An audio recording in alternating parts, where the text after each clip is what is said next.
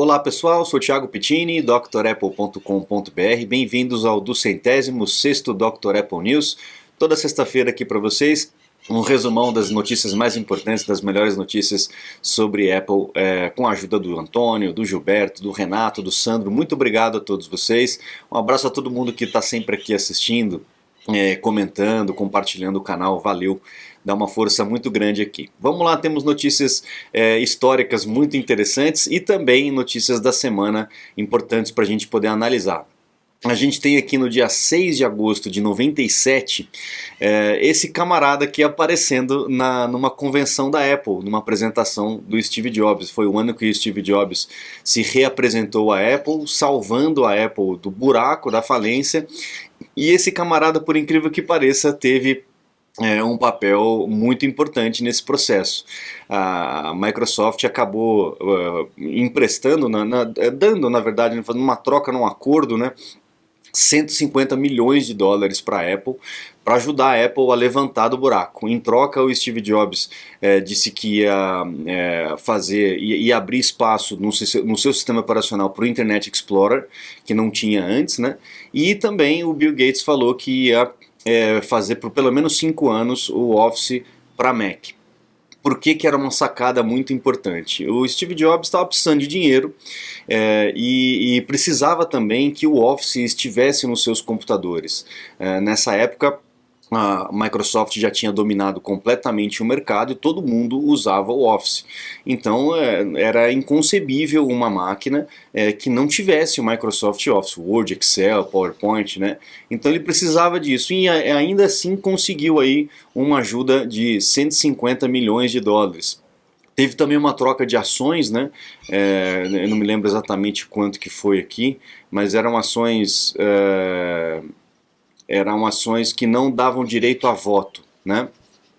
Mas eu lembro exatamente quando isso aconteceu, quando o Steve Jobs estava na sua apresentação e apareceu essa figura enorme atrás dele no telão, lembrando até inclusive a propaganda do 1984, né, que o Big Brother aparecia atrás, comandando todo mundo. A galera ficou estarrecida.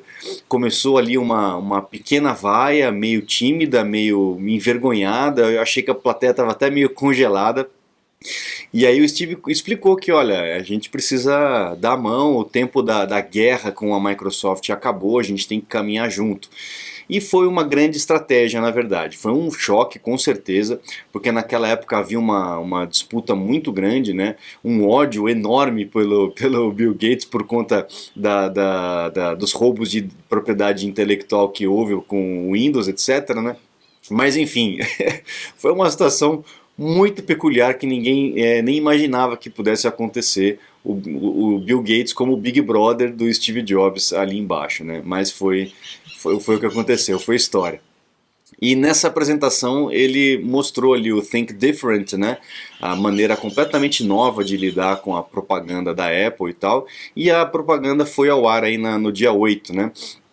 Então essa propaganda que eu recomendo que você assista, coloca Think Different no YouTube e você vai realmente se emocionar. Uma propaganda, aqui não tem a imagem, né? Mas é uma propaganda super premiada e exemplo aí nas faculdades de publicidade e propaganda, porque realmente é algo incrível e que deu aquela força, aquela guinada para a Apple nessa etapa da vida de ressurgimento, de renascimento, como uma fênix, né, saindo das cinzas e conseguiu chegar onde chegou, né? Temos esse cara aqui, o Mac Pro, ou Mac Pro, né, com o processador Intel. A Apple lançou essa máquina, era uma máquina absurdamente rápida, absurdamente boa. Tudo quanto é gráfica, produtora de áudio, produtora de vídeo, comprou essa máquina. Aqui na frente a gente tem aqui os leitores, né, de CD, de DVD e tal, várias portas de conexão aqui na frente, e era uma máquina que você abria também pela lateral. Não sei se tem foto aqui, acho que não vai ter foto aqui. Você abria pela lateral e também tinha o mesmo acesso, assim como era, né, os Macs antigos, né, os Power Macs antigos, mas esse com o visual todo de metal, né, era uma máquina realmente muito, muito boa, muito cara também, mas ela entregava um desempenho muito acima da média, né. MobileMe, vamos colocar aí, pronto, melhor. MobileMe, a gente teve aí em 2008, 4 de agosto de 2008, o Steve Jobs dando uma comida de rabo na galera da Apple, porque o MobileMe simplesmente não funcionava. O MobileMe, para quem não lembra, para quem não sabe, foi o precursor aí do iCloud. A Apple que começou com essa história toda de sincronização, de nuvem, das coisas aparecerem nos seus dispositivos, né? E foi o MobileMe que começou esse processo todo. Começou com contato, depois começou com calendário, né? Depois veio foto, e-mail.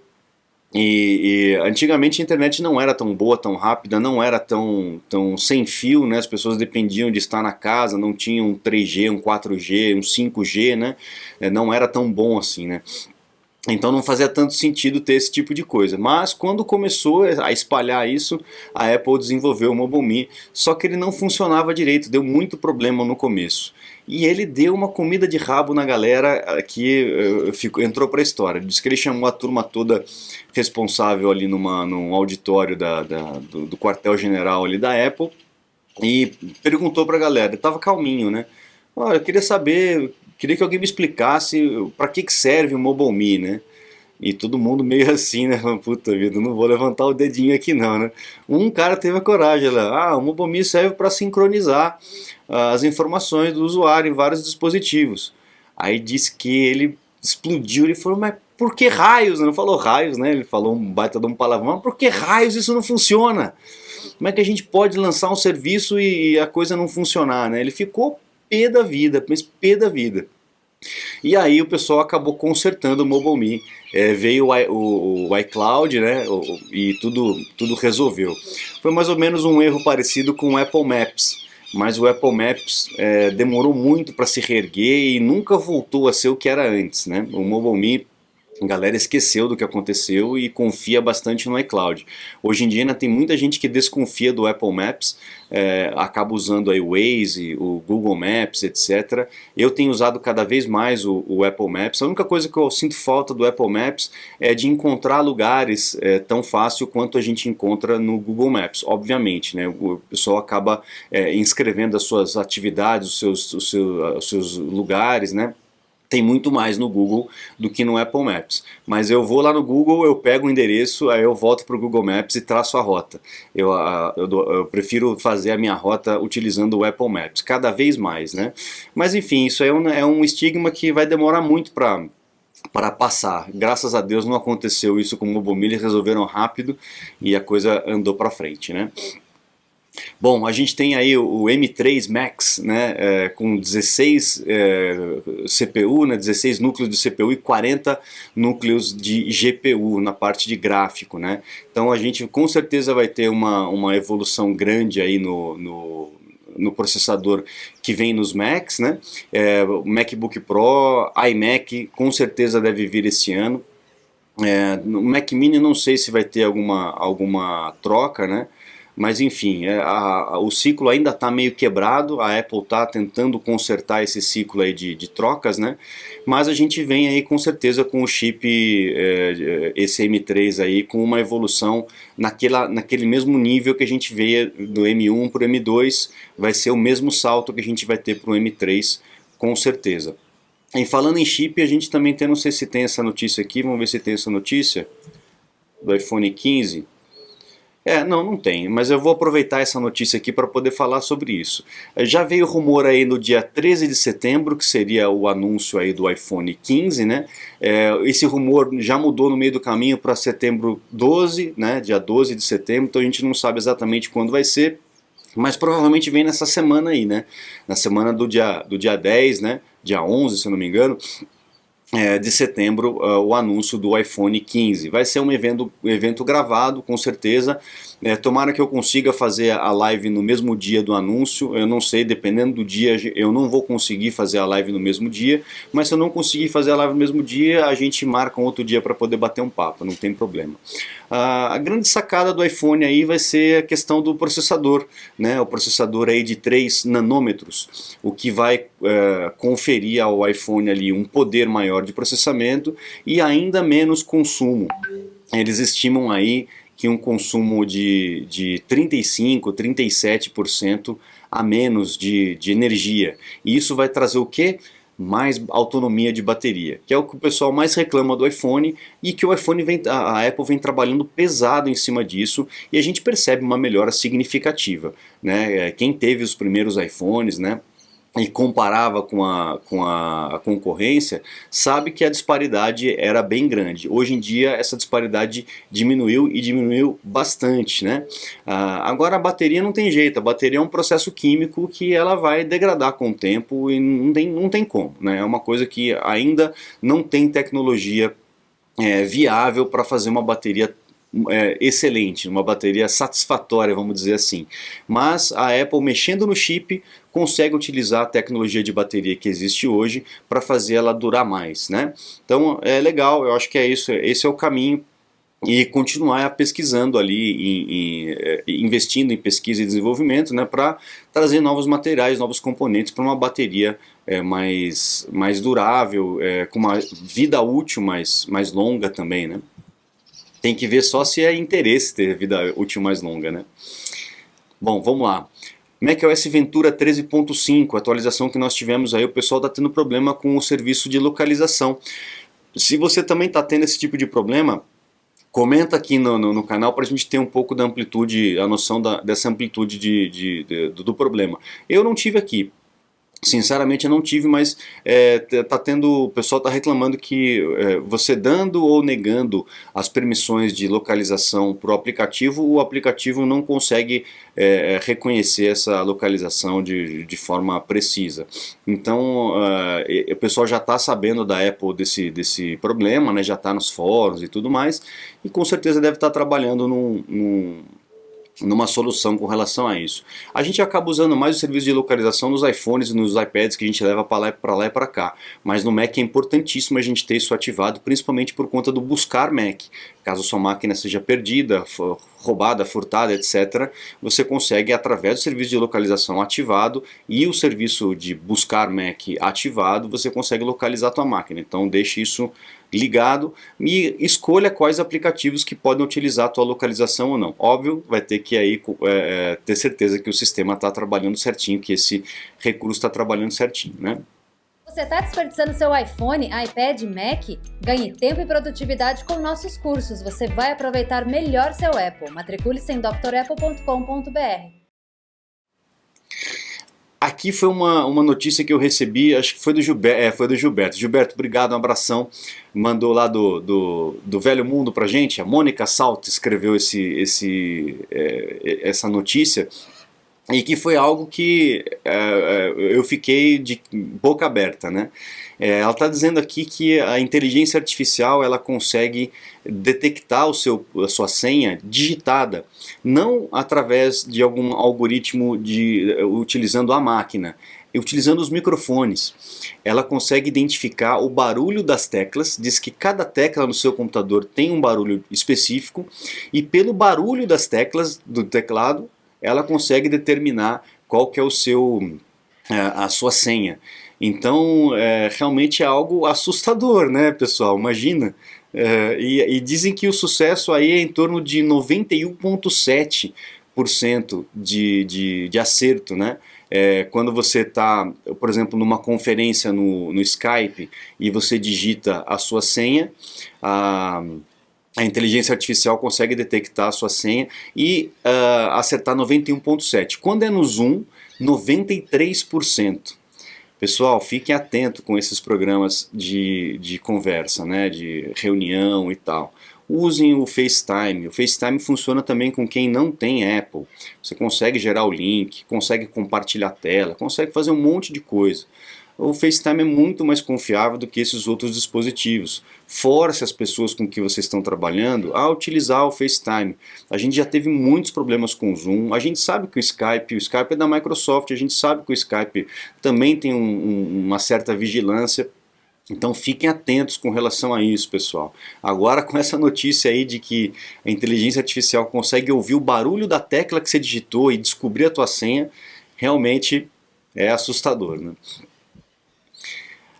Esse aqui, na verdade, não é uma notícia, é mais uma especulação aqui do Matthias Hohensi, acho que falei certo o nome dele, né? O pessoal ele tá comentando aí um burburinho do mercado aí com relação ao Tim Cook. A gente tem visto nos 2 últimos anos um pequeno declínio aí de vendas do iPhone e o pessoal já começa a falar que o Tim Cook não está dando importância para isso, porque o iPhone é a galinha dos ovos de ouro da Apple e tal. E a gente sempre vê isso quando há algum declínio, né? A gente vê os especuladores sempre antes dos anúncios falar, não, agora a Apple vai cair, agora não vai ter jeito, chegou no topo, agora não tem como, agora é só ladeira abaixo. E a gente vê as coisas sempre acontecendo de outra maneira, né? Faz parte do mercado, desse mercado jornalístico associado com o mercado especulativo financeiro aí, fazer essa jogada, né, para aumentar e diminuir, o pessoal surfar na onda. Mas o que o pessoal tem falado aqui é com relação ao Tim Cook que a estratégia dele não é boa e tal. A gente tem visto que a parte de serviços tem crescido bastante, né? Tem mais de 20% aí do faturamento da Apple é serviço e cerca de 48%, 50%, né, o iPhone. Mas o serviço, a lucratividade do serviço é muito maior do que a lucratividade do iPhone, mas é infinitamente maior do que a lucratividade do iPhone, né? Então, assim, a gente tem que analisar todos os aspectos, né? E nesse documento aqui, nesse artigo, eles começam a falar sobre isso. E a gente sabe que o Tim Cook também não vai ficar muito tempo, daqui a pouco ele deve estar se aposentando. Mas enfim, vai sempre rolar esse tipo de especulação, né? Aqui estava aqui a notícia com relação ao chip, né, de 3 nanômetros. Olha só aqui, ó. Vamos ver se eu tenho aqui o percentual. 35% mais eficiente. Então, só diminuindo o tamanho, né, compactando mais ali os componentes no chip, além de ocupar menos espaço, obviamente, ser mais rápido, porque a distância que a energia tem que percorrer ali, a informação tem que percorrer ali também é menor, ele vai gerar menos consumo de energia. Então essa é aquilo que eu falei, né? Essa é uma grande estratégia da Apple junto com a TSMC, fazendo esses processadores para que a gente possa ter uma melhor otimização ali, tanto do poder de processamento quanto do consumo de energia. Mas como eu falei, a gente tem que continuar aí batalhando por baterias com outros tipos de componentes, como grafeno, e tem o nióbio, né, que o pessoal tem falado também, baterias de nióbio, baterias de grafeno, que tem uma carga muito mais rápida, enfim, uma vida útil muito mais longa. Então tem que continuar os estudos para isso, para que a gente possa ter baterias melhores, equipamentos que durem mais. Só que daí a gente confronta aí com os interesses da indústria, né, de que você troque o equipamento. Então ele não quer fazer mais como fazia antigamente aquelas geladeiras que duravam 60 anos, 50 anos, né? Aquelas geladeiras GE que se você der uma bica você quebra o pé. Hoje em dia não, hoje em dia a coisa é feita para quebrar, é feita para não durar tanto porque você tem que comprar outro. Então a gente sabe que existe também esse tipo de prática dentro da indústria, não é só a Apple, mas também a Apple faz isso com certeza, né? Não é porque eu trabalho com isso que eu vou ser fanboy e falar, não, a Apple é boazinha e tal. Não é, ela tem os seus interesses, obviamente, para poder manter a empresa em pé. E a gente tem que ficar atento com relação a isso e fazer as ponderações com relação a esse tipo de coisa para evitar pegadinha. A gente tem coisas que são feitas ali de propósito nas máquinas, nos equipamentos, para que você realmente não tenha a possibilidade de consertar, não tenha a possibilidade de arrumar sozinho, você tem que trocar, tem que comprar um outro equipamento. A roda tem que girar, né? Então, infelizmente, faz parte do jogo, é isso aí. É a última. Então legal, pessoal, a gente fica por aqui. Compartilhe esse canal com seus amigos. Se você gosta do canal aqui, comente com os teus amigos, teus familiares aqui do Dr. Apple, os vídeos que a gente tem aí de treinamento, né, de dicas, etc. E também o news aqui toda sexta-feira, esse bate-papo com vocês. Acesse o site drapple.com.br, lá você encontra os cursos completos para vocês se matricularem e também os meus contatos para um suporte técnico, uma consulta técnica online. Eu fico por aqui, muito obrigado, um grande abraço e até a próxima. Tchau, tchau.